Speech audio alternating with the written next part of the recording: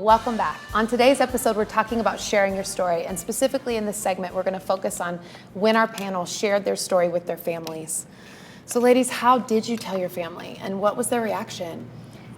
Part of me telling my mom was like a cry I wanted her to stop me. So I had very risky behavior, from dating to going into the business, and I just wanted her to tell me not to do it because she loves me. So she kind of knew it from the beginning. On the other hand, my dad found out one day when my ex was on crystal meth and called him and told him, and that relationship's been really difficult. It's tough. Mine was part of my drug rehab process, journeying through, like we had to journey through different things that you guys probably do with, CR. And one of them was forgiveness, and having to go to my mum and dad and say, I need you to forgive me. I was a drug addict, yes, and we all recognize that. And Mum, that place that you showed up in the city, that was a brothel. And this is what I was doing in that. And she was devastated. And we had a journey out of the unforgiveness, and we had a journey out of, and then we had a new level of trust. Because then she was like, well, why didn't you tell me over the last 2 years? And it was like guilt and shame and fear. And then when I wrote my book, it was, it was, like I said in an earlier, episode, it was for self-therapy. And then when people started to say, can you share this on radio and TV and hear it? And I was like, okay. And I had to go to Mum and Dad and say, do you mind? This is going to become public. And my mum at the time said to me, you do whatever you need to do to bring glory to the God who saved you from the pit of hell. Wow. And I was like, okay. At the time, she wasn't saved. But she knew that without him, I would have been dead. So I do. Yeah. I had a very different experience. My neighbor came into the strip club, and he watched me grow up since I was a kid. But he walked in, he was like, what are you doing here? I should put a jacket on you and drag you out of here, which I thought was sort of ironic because he was there too as a customer. And he was getting table dances from my 19-year-old coworker, friend, roommate. But he went and told my mom. And so she sat me down and she just had a talk and basically was like, I understand, I know where you're coming from. I've been through a lot myself. And actually at one point she even came into the strip club to show her support for me and watched me dance and told me she was proud of me. So that was a different scenario. And then I remember my dad was like, oh, I used to date a stripper. So that was my experience. I wasn't really afraid of being judged or condemned by them because they were very, not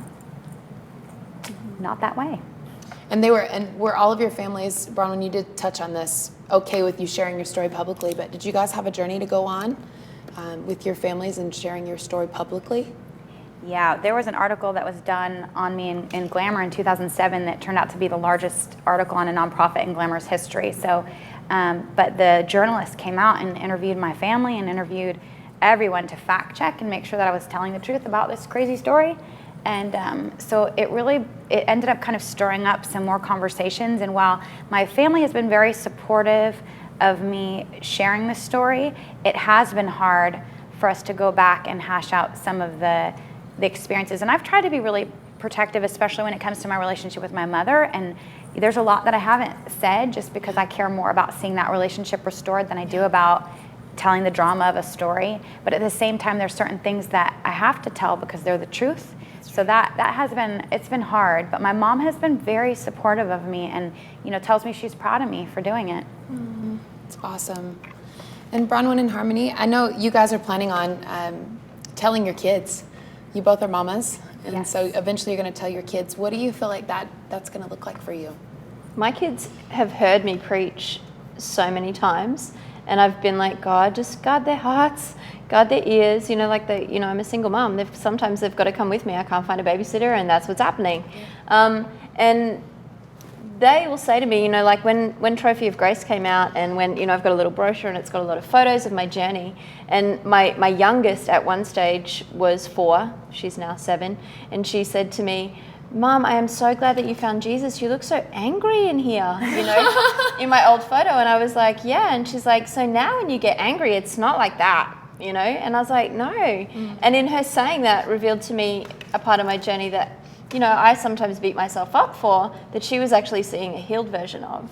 And I was like, wow. So as far as, I talk about addiction, the drug addiction. They know that I was in the sex industry. It's written on the back of our car. Like I drop my kids to school and it says, coming alongside women wanting life change from addiction in the sex industry. And they don't kind of say, what is the sex industry actually? What do you mean by that? And none of their friends judge them for it. I think age appropriately, I will tell them as much as they need to know, and at the right time give them permission to read Trophy of Grace. And you know, one day if my story ever became a movie, I would want them to come with me and cheer me on. You know, it's their story too. I wouldn't be who I am and I wouldn't be where I am without my past.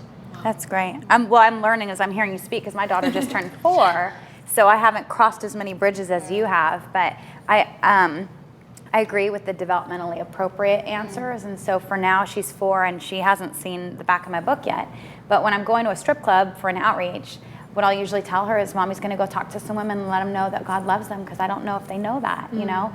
And that's my answer now, and then the rest of the bridges I'm going to cross when they come to it. But I believe for me personally, and this is not everyone, but for me personally, I believe that it's part of my purpose to share my story publicly. And so I'm going to trust God in that He's going to grace me for that call. It's very good. Yeah. That's awesome. So coming up, our panel is going to start to answer your questions. Whoa.